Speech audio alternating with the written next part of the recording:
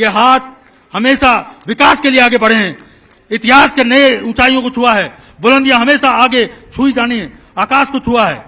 और माननीय मुख्यमंत्री जी मंच के बीचों बीच पहुंचे हैं परंपरागत वाहन में। एक बार फिर हम जोरदार तालियों के साथ उनका स्वागत करेंगे। आज 26 जनवरी अपना यह 74वां गणतंत्र दिवस हम लोग मना रहे हैं। अपने इस गणतंत्र दिवस व बसंत पंचमी के उत्सव के पावन अवसर पर मैं आपको सबको बहुत बहुत बधाई और बहुत बहुत शुभकामनाएं देता हूं।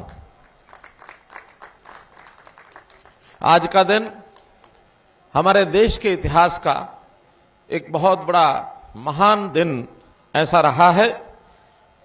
हमने दुनिया के सबसे बड़े गणतंत्र भारत के नागरिक होने का गौरव पाया है। आज के दिन 73 साल पहले हमने देश में गणतंत्र का नया सूर्य उगते हुए देखा था। तब से एक स्वतंत्र गणतंत्र इस रूप में भारतवर्ष आगे बढ़ रहा है। भाइयों बहनों, 26 जनवरी केवल एक राष्ट्रीय पर्व ही नहीं है, बल्कि एक राष्ट्रीय अनुष्ठान है, एक राष्ट्रीय बहुत बड़ा गौरव का यह दिन है, जिसमें सैकड़ों हजारों लोगों ने अपने आहुति दी और आज भी अपना योगदान दे रहे हैं।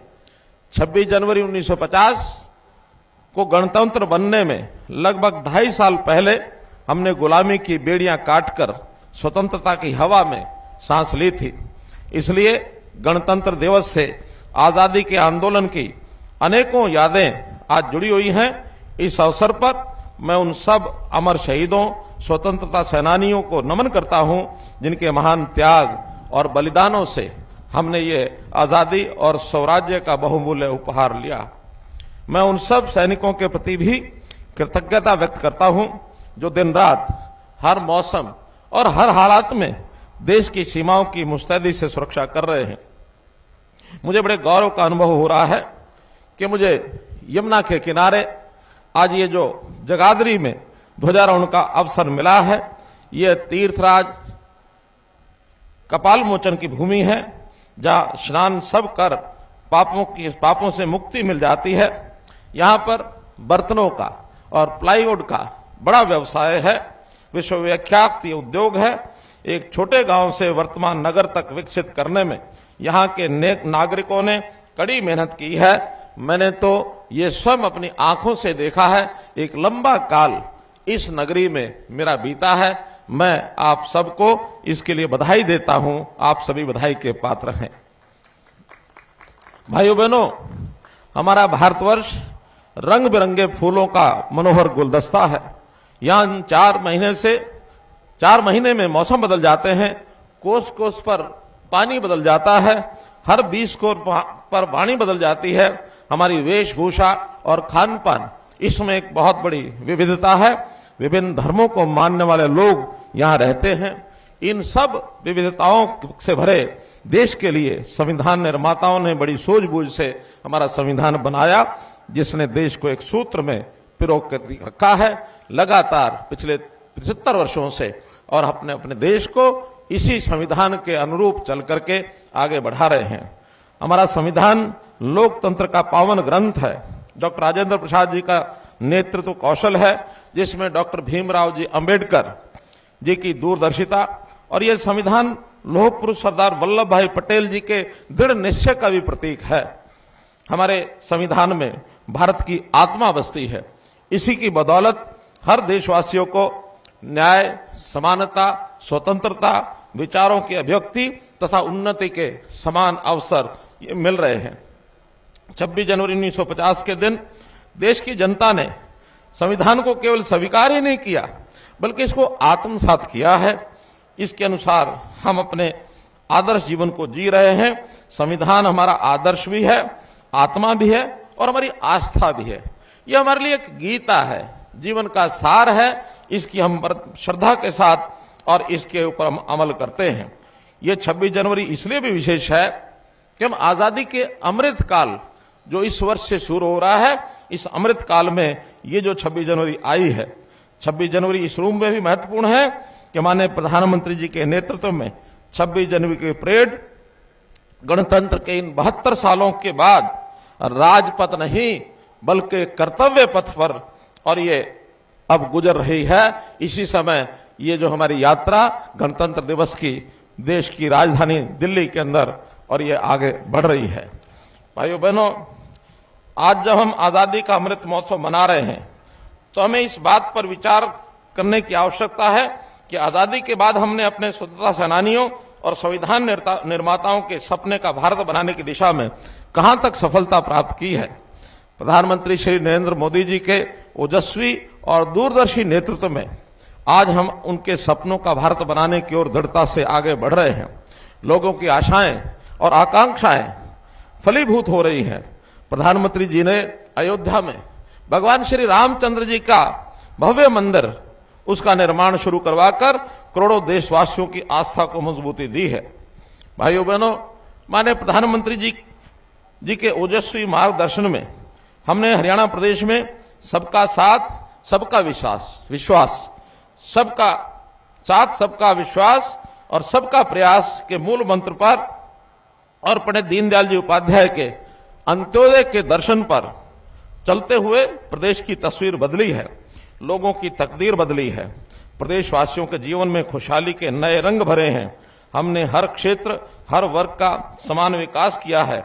जो सबसे गरीब व्यक्ति है उसके विकास के लाभ प्राप्त करने के लिए, जो गरीब परिवार इस लाभ से वंचित रहे उनका लाभ लेने के लिए, उनका सामाजिक आर्थिक और शैक्षणिक उत्थान करने के लिए इसको विशेष महत्व दिया है। मुझे कहते हुए बड़ा संतोष हो रहा है कि बीते 8.25 सालों में हमने 3C पर चोट की है। 3C यानी करप्शन, कास्टिज्म और क्राइम। हमने 6S पर भी विशेष बल दिया है, यानी शिक्षा, स्वास्थ्य, सुरक्षा, स्वावलंबन, स्वाभिमान और सुशासन। इस पर विशेष बल दे करके और सर्वोपरि हमने इस पर अपना काम किया है। गणतंत्र वास्तव में तभी इसको सच्चे मायनों में इसका पालन समझा जा सकता है जब हमारा तंत्र ऐसा हो जहां हर गण की आवाज सुनी जाए, तभी ये गणतंत्र है और उसकी आवाज पहुंचे भी सही। पिछले 8 सालों में हमने उन्हीं लोगों की आवाज सुनने का प्रयास किया जो अपने लिए बोल भी नहीं पाते थे। पारदर्शिता प्रक्रिया ला करके हमने पर्ची खर्ची का सिस्टम ये खत्म किया। ये युवाओं की आवाज थी, हमने सुनी। खेलों में मेडल लाने वाले खिलाड़ियों को रोजगार और खेल की तैयारियों के लिए पैसा पहले दिया, ये खिलाड़ियों की आवाज थी। किसानों को सीधे उनके खातों में पेमेंट दे दी, ये किसानों की आवाज थी। पेंशन घर बैठे बने, चक्कर न कटने पड़े, ये बुजुर्गों की आवाज थी। बीपीएल का राशन कार्ड बन जाए और जो सच में पात्र है ये उसी को मिले, ये उन गरीबों की आवाज थी। ट्रांसफर के लिए परेशान न होना पड़े, बल्कि एक सिस्टम के माध्यम से अपने आप ट्रांसफर हो, ये हमारे कर्मचारियों की आवाज थी। हमने हर उस आवाज को सुना जो कहीं नहीं जा सकी है, जिसे दबा दिया जाता था। हमने उन सब की आवाजों को सुना है। भाइयों बहनों, महामना पंडित दीनदयाल उपाध्याय जी मानते थे कि तरक्की का लाभ समाज में आखिरी पायदान पर खड़े व्यक्ति तक पहुंचना चाहिए, यही अंत्योदय है। इसी दर्शन के अनुरूप वर्ष 2019 को हमने प्रदेश में सुशासन वर्ष के रूप में मनाया, 2020 को सुशासन संकल्प वर्ष के रूप में मनाया, 2021 को हमने सुशासन परिणाम वर्ष के रूप में इसको मनाया, 2022 में सुशासन उत्थान वर्ष के रूप में हमने मनाया, अंत्योदय उत्थान वर्ष के रूप में मनाया, और अब इस 2023 को हम अंत्योदय आरोग्य वर्ष के रूप में इसको मना रहे हैं, ताकि कोई भी गरीब आदमी स्वास्थ्य की चिंता उसको न रहे और उसका स्वास्थ्य ठीक रहे, कैसे वो निरोगी रहे। इस वर्ष का हमने महत्व इसके लिए किया है। सबसे पहले गरीब आदमी को घर बैठे सरकारी योजनाओं और सेवाओं का लाभ मिले, इसके लिए हमने परिवार पहचान पत्र इसकी योजना की, आईटी का बड़े पैमाने पर प्रयोग किया। सब लोगों को सरकार के पास आने की जरूरत नहीं, बल्कि सरकारी सब योजनाएं उसको घर बैठे प्राप्त हों, ये हमने प्रयत्न किया है। हमको पोर्टल की सरकार कहा जाता है। हमें गर्व है कि हम पोर्टल की सरकार हैं, क्योंकि पोर्टल के माध्यम से ही हमने समाज के हर वर्ग के लोगों को सरल और पारदर्शी ढंग से सरकारी सेवाओं और योजनाओं का ये लाभ पहुंचाया है। हमने 100 से अधिक ऐप और पोर्टल शुरू किए हैं।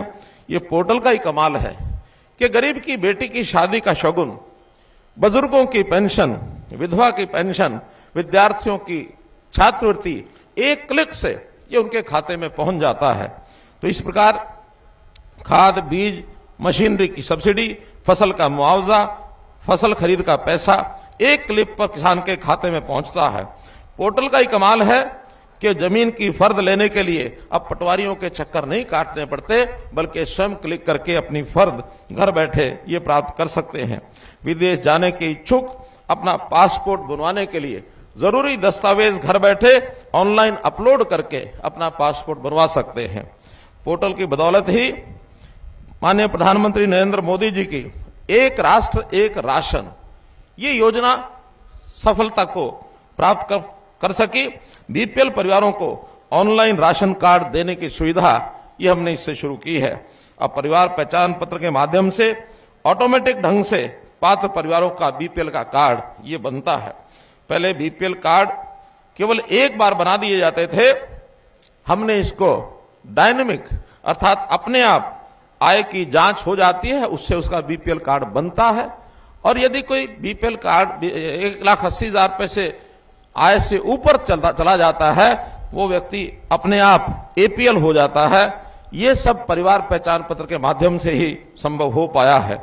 इस एकमात्र दस्तावेज से सभी योजनाओं का और सेवाओं का लाभ पात्र व्यक्ति को घर बैठे ये मिलता है। भाइयों बहनों, हमने हरियाणा एक हरियाणवी एक ये संदेश दिया समाज के सब वर्गों को एकता के सूत्र में पिरोने के लिए, और हमने ये सब काम किए हैं। हमने विकास के नाते भी कोई कमियां नहीं छोड़ी हैं, चाहे वो राष्ट्रीय राजमार्ग हो, चाहे वो मेडिकल कॉलेज हर जिले में एक बनने की बात हो, हर जिले में 200 बेड का अस्पताल ये बनाया जाए, इसका भी हमने योजना शुरू की है। क्लस्टर अप्रोच के माध्यम से हमने 20 किलोमीटर के अंदर एक कॉलेज अवश्य होना चाहिए, इसकी योजना बनाई है। इसी प्रकार उद्योगों को लघु क्लस्टर के माध्यम से हर ब्लॉक में एक लघु क्लस्टर स्थापित हो ताकि लोगों को रोजगार मिले। हर विधायक को विकास के नाते से हमने 5 करोड़ रुपए की राशि उपलब्ध कराई है। हर विधायक को आदर्श ग्राम योजना के माध्यम से 2 करोड़ की वर्ष में राशि एक बार उपलब्ध होती है। हम किसी के भेदभाव किए बिना ये सब चीजें उनके लिए कर रहे हैं। भाई बहनों, हमारा प्रदेश ये हमारी युवा शक्ति इसका प्रतीक है, और युवाओं की शक्ति को सही दिशा देने और क्षमताओं को पूर्ण उपयोग करने के लिए शिक्षा प्रदान करना ये बहुत जरूरी है। हमने शिक्षा के लिए भी हर प्रकार के जो प्रबंध हैं वो किए हैं, चाहे वो स्कूली शिक्षा हो अथवा उच्च शिक्षा हो। रोजगार ढूंढने वाले व्यक्ति को स्किलिंग के नाते से भी हमने विशेष व्यवस्था की है। तो हमारी जो भावी पीढ़ी है इसको संस्कार युक्त और रोजगार परक शिक्षा प्रदान करने के लिए प्रधानमंत्री जी ने नई राष्ट्रीय शिक्षा नीति ये घोषित की है। हरियाणा सबसे पहला प्रदेश इसमें है कि बजाय 2030 तक इसको ले जाने की बजाय 2025 तक हम अपनी नई राष्ट्रीय शिक्षा नीति इसको लागू कर देंगे। केजी से लेकर के पीजी तक यूनिवर्सिटीज में ही स्कूली शिक्षा भी शुरू हो जाए, ऐसे हमारी 4 यूनिवर्सिटीज ने यह काम शुरू कर दिया है। हमारे विद्यार्थियों को अच्छी शिक्षा मिले, 126 हमने नए संस्कृति मॉडल स्कूल ये खोले हैं। 6 लाख टेबलेट ये मुफ्त में दिए हैं। सुपर 100 कार्यक्रम ये चलाया है ताकि होनहार विद्यार्थी और गरीब विद्यार्थी उनको उच्च शिक्षा प्राप्त करके और आगे प्रशासनिक सेवाओं में जाने का एक अवसर मिले। गरीब बच्चों की शिक्षा ये मुफ्त में हो। अभी तक सरकारी स्कूलों में ये उनको शिक्षा मिलती थी।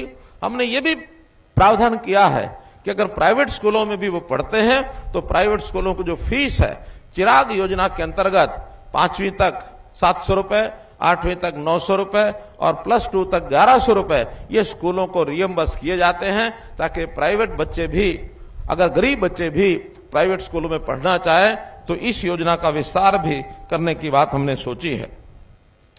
भाइयों बहनों, जिन परिवारों की आय 1 लाख रुपए से कम है, ऐसे परिवारों के किसी एक व्यक्ति को रोजगार मिले, इसके लिए हमने मुख्यमंत्री अंत्योदय परिवार उत्थान योजना चलाई है। हमारा टारगेट है कि ऐसे 7 लाख परिवार हैं, ये सब 1,80,000 रुपए तक की आय का किस प्रकार से इनका प्रबंध हो सकता है। इनको रोजगार देने के बाद इनको कोई ना कोई अगर प्राइवेट नौकरी में भी हम मदद कर सकते हैं वो भी हम करेंगे, स्किलिंग करानी है वो भी कराएंगे। अभी तक 72,000 लोगों को हमने ये सुविधाएं दे करके और उनको इस सीमा से ऊपर हमने किया है। युवाओं की नौकरी के लिए बार बार आवेदन न करना पड़े, इसके लिए एकल पंजीकरण विंडो ये हमने बनाई है, ताकि एक बार वो पंजीकरण कराएं और सीईटी यानी कॉमन एलिजिबिलिटी टेस्ट के माध्यम से 3 साल तक एक ही टेस्ट के बाद उनको नौकरी का अवसर मिलता रहे। ये भी हमने ग्रुप सी की परीक्षा हो गई है, ग्रुप डी की परीक्षा बहुत जल्दी ये होने वाली है। विदेशों में शिक्षा, रोजगार अथवा विदेशों से निवेश हमको प्राप्त हो, हमारा पहला प्रदेश है जिसने अपना विदेश सहयोग विभाग फॉरेन कोऑपरेशन डिपार्टमेंट ये बनाया है। और हम इसके माध्यम से अपने प्रदेश के युवाओं को किस प्रकार से वो विदेश में जाकर के अपना काम प्राप्त कर सकते हैं, इसकी विशेष योजनाएं हम बना रहे हैं। स्कूलों में, कॉलेजेस में और यूनिवर्सिटीज में जब पढ़ करके निकलेंगे तो उनको मुफ्त में पासपोर्ट देने की व्यवस्था ये भी हमने की है। इस प्रकार भाई बहनों, युवाओं के जो खेल का एक फील्ड है, इसमें भी हमने नई योजनाएं बनाई हैं। खेलो इंडिया यूथ गेम्स 2021 पूरे देश भर के लोग हरियाणा पंचकुला में ही आकर के उन्होंने खेला और अपना सिक्का जो है वो जमाया। 137 पदक जीत करके हरियाणा उसमें प्रथम रहा। इसी प्रकार हरियाणा देश का पहला राज्य है जहां ओलंपिक और पैरा ओलंपिक उसमें चयन होने के बाद तुरंत 5 लाख रुपया तैयारी के लिए ये दिया जाता है। और एशियन और कॉमनवेल्थ खिलाड़ियों के लिए भी 2.5 लाख रुपया राशि चयन होने के तुरंत बाद तैयारी के लिए उनको दिया जाता है। हरियाणा प्रतिभाशाली खिलाड़ी नियम 2018 में बनाए हैं कि जो मेडल लेकर के आते हैं ऐसे विद्यार्थियों के लिए हमने 550 पद ये नए सृजित किए हैं कि उनको मेडल लाते ही तुरंत उनको नौकरी दे दी जाए। इनमें से अभी हमने 204 खिलाड़ियों को ये नौकरी दे भी दी है। भाइयों बहनों, हमारी संस्कृति इस विचार को फलीभूत करती है कि सर्वे भवन्तु सुखिनः सर्वे सन्तु निरामया, अर्थात हर किसी को सुलभ और आधुनिक चिकित्सा सुविधा ये मिलनी चाहिए। ऐसे गरीब परिवार जिनको भारत के प्रधानमंत्री श्री नरेंद्र मोदी जी ने आयुष्मान भारत के माध्यम से 5 लाख रुपए का स्वास्थ्य बीमा ये मुफ्त में और ये दिया है। इसमें हमारे हरियाणा के अभी 15 लाख परिवार ही एलिजिबल थे, योग्यता रखते थे। हमने उसकी आय सीमा को और बढ़ाकर 1,80,000 रुपए करके उसमें 14 लाख लोगों को चिरायु हरियाणा के नाम से योजना बनाकर और अतिरिक्त लाभ भी दिया है, ताकि ये जो अंत्योदय के परिवार हैं ये किस प्रकार से निरोगी रहें, ये इस वर्ष की मुख्य योजना हमारी आगे काम करेगी। व्यक्ति अस्वस्थ न हो, इसके लिए आयुष एवं वेलनेस सेंटर्स ये खोले गए हैं, ताकि व्यक्तियों को रोगों से किस प्रकार से बचाया जा सके। इस योजना पर भी हम लोग काम कर रहे हैं। हर व्यक्ति का शारीरिक उसका स्वास्थ्य जांच ये वर्ष में एक बार जरूर हो, इसको हमने शुरू किया है। पहले चरण में ये जो अंत्योदय परिवार हैं इन्हीं का निरीक्षण जांच की जाएगी। 25 मानकों की आधार पर यह जांच होगी और इसका निरोगी हरियाणा नाम से एक ये फ्री सर्विस ये भी हमने शुरू कर दी है। भाई बहनों, हमने अंत्योदय परिवार उत्थान योजना के माध्यम से जैसा बताया कि 78,000 परिवारों को इसका लाभ अभी तक मिल चुका है। 312 करोड़ रुपए की आर्थिक सहायता ये हमने उन गरीब परिवारों को दी है। सरकारी नौकरियों में भी इस प्रकार के परिवारों को 5 अंक अतिरिक्त दे करके, ताकि उनको प्राथमिकता आधार पर नौकरी मिले, इसका लाभ भी हजारों युवकों ने ये उठाया है। हमारा एक उद्देश्य जो महत्वपूर्ण उद्देश्य है कि गरीब की सहायता करके उसको मुख्य धारा में कैसे लाया जाए, ये हमारा फोकस है।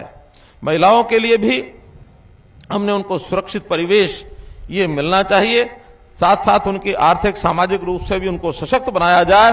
पंचायती राज व्यवस्थाओं में उनको हरियाणा एकमात्र प्रदेश है जिन्होंने 50% का प्रतिनिधित्व दिया है। हमारी पंचायतें ये इस महिलाओं के इस भागीदारी से बहुत अच्छा ये काम कर रही हैं। हरियाणा कृषि प्रधान राज्य है। हमने किसान भाइयों द्वारा जो उनका उनका जो पसीना बहाया जाता है, एक एक बूंद पसीने की, वो इस प्रदेश के, इस देश के निर्माण में काम आती है। तो उस प्रकार ऐसा काम करने वाले लोगों को कभी कभी प्राकृतिक आपदा को सहन करना पड़ता है। हमने उसके लिए राशि 12,000 रुपया प्रति एकड़ की बजाय ये 15,000 रुपया की है। 11 फसलें हम जो है एमएसपी पर, 14 फसलें हम एमएसपी पर खरीद रहे हैं और इससे भी किसानों को बहुत राहत मिली है। अभी कल ही हमने गन्ने के किसानों की मांग के ऊपर 10 रुपए की राशि बढ़ा करके और 372 रुपया प्रति क्विंटल गन्ना ये खरीदा जाएगा, ऐसी भी हमने घोषणा की है। भाई बहनों, हम जानते हैं कि ये इलाका एग्रो फॉरेस्ट्री का इलाका है, खास करके यमुनानगर जिला। तो एग्रो फॉरेस्ट्री भी जो लोग करेंगे उनको सहायता के रूप में लगातार 3 वर्ष तक 10,000 रुपया प्रति एकड़ ये राशि भी दी जाती है।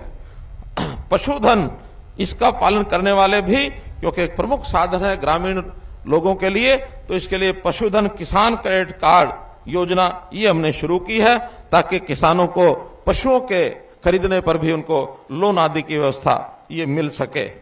भाइयों बहनों, जैसा हम जानते हैं कि गांधी जी ने कहा था कि जब तक गांव का विकास नहीं होगा तब तक इस देश का विकास करना संभव नहीं हो पाएगा। तो गांधी जी के ग्राम स्वराज्य को आजादी के 75 साल पूर्ण होने पर हरियाणा ने पूर्ण रूप से कई योजनाएं लागू की हैं। जैसा पैसा जो गांव के विकास का है वो सीधा गांव में भेजते हैं। वहां के सरपंच, पंचायत समिति, जिला परिषद के जो हमारे चेयरमैन अपने वहां प्रस्ताव पारित करके अपनी इच्छा से उस पैसे का उपयोग करेंगे, कोई उसमें बाधा नहीं आएगी। जो पहले ये फाइलें सब चंडीगढ़ जाती थी, अब चंडीगढ़ जाने की बजाय हर एक को अपना पूरा अधिकार है। एक शर्त जरूर रखी हमने कि ये सारे काम पारदर्शी तरीके से होने चाहिए, ताकि लोगों का विश्वास हमारे ऊपर बना रहे।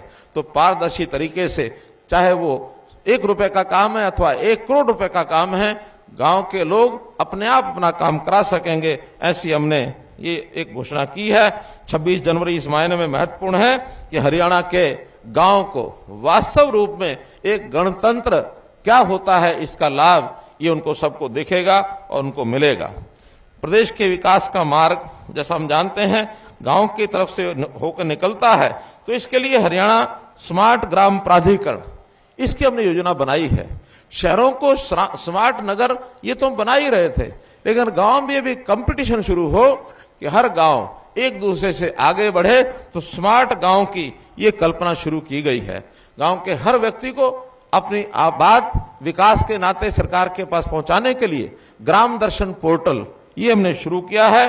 और इसी के साथ साथ एक जानकारी ये भी हम सब लोगों को है कि 6,200 गांवों में से लगभग 92% गांव में 24 घंटे बिजली ये हमने देना शुरू कर दिया है। और हरियाणा की ये भी एक बहुत बड़ी उपलब्धि भाइयों बहनों ये है। जल जीवन मिशन, हर घर में नल से जल पहुंचाने का काम ये हमने पूर्ण कर लिया है। कहीं भी दूर दराज का भी गांव होगा, दूर दराज का गांव में भी ये नल से जल की योजना ये हमारी पूरी हो चुकी है। इसी प्रकार लाल डोरा मुक्त करके हमने लोगों को उनकी प्रॉपर्टी का हक दिलाया है। स्वामित्व योजना हमारी शुरू होने के बाद बल्कि देश भर में इस योजना को सराहा जा रहा है। अभी तक लगभग 24.5 लाख से अधिक परिवारों को उनकी प्रॉपर्टी का स्वामित्व कार्ड ये मिल चुका है। ये भी बहुत बड़ी एक योजना की है। इसी प्रकार शहरी निकाय व्यवस्था को भी सुदृढ़ करने के लिए और शक्तियों को विकेंद्रित करने के लिए उनको भी पूरी शक्तियां दी गई हैं। इंटर डिस्ट्रिक्ट काउंसिल ये हमने बनाई है, ताकि सब जिले बैठ करके और सरकार के साथ अपने विकास की योजनाओं में और अपनी भागीदारी को पूरा कर सके। हमने 20 वर्ष की जिन शहरों में प्रॉपर्टी लोगों के पास पुरानी थी उनको भी स्वामित्व का अधिकार ये मिले, ऐसी योजना में भी हजारों लोगों ने इसका लाभ उठाया है। भाई बहनों, उद्योग के नाते एमएसएमई का उद्योग कैसे फले फूले, इसकी भागीदारी कैसे बढ़े, हमने ब्लॉक के अनुसार 1 ब्लॉक 1 प्रोडक्ट ये योजना शुरू की है, ताकि हर ब्लॉक में ऐसा एक मिनी क्लस्टर इंडस्ट्री का ये शुरू हो, जिसमें लगभग 3 लाख लोगों को रोजगार मिलेगा और कई हजार इसमें इंडस्ट्री जो है वो नई खुलेगी। तो ऐसी योजना भी हमने बनाई है। भाइयों बहनों, कॉस्ट यानी किस प्रकार से राहत मिले उद्योग को, कॉस्ट, ईज ऑफ कॉस्ट, इसके नाते से भी हमने लीज पॉलिसी बनाई है ताकि किसी को उद्योग लगाने के लिए लीज पर जमीन लेकर के काम करने का ये अवसर मिले।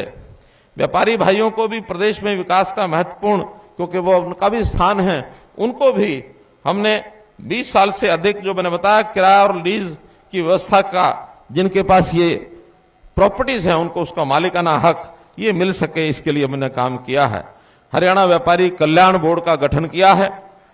प्रधानमंत्री लघु व्यापारी मानधन योजना, इसके अंतर्गत भी इनको 6,000 रुपया वार्षिक ये सहायता मिलती है, इसके लिए भी हमने योजना बनाई है। प्रधानमंत्री स्वनिधि योजना के अंतर्गत रेडी फड़ी वालों के लिए ऋण की व्यवस्था की गई है ताकि ऋण लेकर के वो अपने काम को और सुचारू ढंग से चला सकते हैं। साथियों, इस गणतंत्र में हमें केवल अपने विकास की बात तक सीमित नहीं रहना है, बल्कि आगे के लिए भी कुछ संकल्प लेने होंगे। और यदि हम संकल्प लेकर के अपने इस प्रदेश को आगे बढ़ाने का विचार करेंगे तो निश्चित रूप से एक दिन आएगा जब हरियाणा देश में, दुनिया में अपना स्थान ये ऊंचा करेगा। और हरियाणा का स्थान ऊंचा होने से हर हरियाणा वासी उसको गौरव होगा, उसका सीना जो है वो चौड़ा होगा। अतः इस समय पर हमको संकल्प लेना होगा कि जो मेरे हक का है, क्योंकि हर व्यक्ति उसका अपना एक हक होता है, ये जो मेरे हक का है ये मुझे मिलना चाहिए, इसके लिए मैं पात्र हूं, वो चीज मुझे मिलनी चाहिए। लेकिन साथ ही विचार करना होगा कि जिस चीज का मैं पात्र नहीं हूं, दूसरा कोई पात्र है, ये उसको मिलना होगा। तो इसके लिए वही लूंगा जो मेरे हक का है। हम सरकार से भी, सरकार की योजनाओं को लेते समय सच बोलने का संकल्प लें, झूठ का सहारा नहीं लेना होगा, नहीं तो हम किसी और का हक मारेंगे। ये भी हमको विचार करके आगे बढ़ना है। गणतंत्र अगर जनता का है, जनता के लिए है, जनता के द्वारा इसको अगर लागू करना है तो हमको अपनी भागीदारी इस शासन व्यवस्था में भी सुनिश्चित करनी होगी कि हम समाज के आगे बढ़ने में अपनी भूमिका को कैसे निभा सकते हैं। तभी हमारा जो गणतंत्र है ये मजबूत होगा। मेरा कहने का भाव है कि हर व्यक्ति के उत्थान और कल्याण पर जैसा सरकार का ध्यान केंद्रित है, ऐसे ही समाज के हर नागरिक का ध्यान ये भी केंद्रित हो। परिणाम स्वरूप हरियाणा में ईज ऑफ लिविंग और हैप्पीनेस इंडेक्स, इसको हम कैसे आगे बढ़ा सके, इसका ग्राफ निरंतर ऊपर उठता रहे। समाज और देश प्रदेश में हैप्पीनेस के मानदंडों में सुशासन, प्रति व्यक्ति आय, स्वास्थ्य, जीवित रहने की उम्र, सामाजिक सहयोग, स्वतंत्रता, उदारता मुख्य रूप से हासिल किए जाते हैं। आज इन मापदंडों पर हरियाणा बहुत आगे बढ़ रहा है। हम इतना आगे बढ़ रहे हैं कि देश के दूसरे प्रदेश भी हमको फॉलो कर रहे हैं। आइए हम अपनी महान सांस्कृतिक परंपराओं और उच्च नैतिक मूल्यों पर चलते हुए राष्ट्रीय एकता, अखंडता को अक्षुण्ण रखने तथा देश व प्रदेश की सुख समृद्धि के लिए एकजुट होकर काम करने का संकल्प लें। अंत में गणतंत्र दिवस के इस पावन अवसर पर मैं आप सभी को पुनः बधाई और शुभकामना देता हूं। पूर्व प्रधानमंत्री स्वर्गीय श्री अटल बिहारी वाजपेयी जी की इन पंक्तियों के साथ मैं अपनी वाणी को विराम देता हूं। ये चंदन की भूमि है, अभिनंदन की भूमि है। ये चंदन की भूमि है, अभिनंदन की भूमि है। ये तर्पण की भूमि है, ये अर्पण की भूमि है।